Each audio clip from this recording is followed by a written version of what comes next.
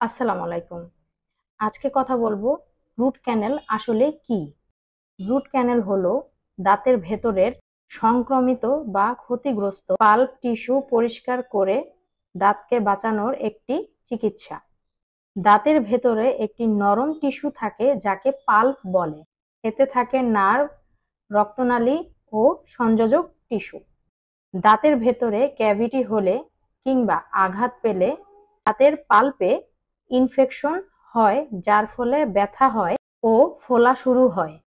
Root canal ট্রিটমেন্টে dentist আপনার দাঁত এবং আশেপাশের অংশ অবশ করে নেবেন যেন আপনি চিকিৎসা করার সময়ে ব্যথা না পান। তারপর ওই সংক্রমিত পাল্প তুলে ফেলেন, পাল্পের ভেতরটা জীবাণুমুক্ত করেন, অবশেষে বিশেষ ফিলিং দিয়ে সিল করে থাকেন।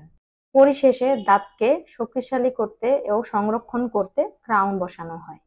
এটি হলো রুট ক্যানেল চিকিৎসা।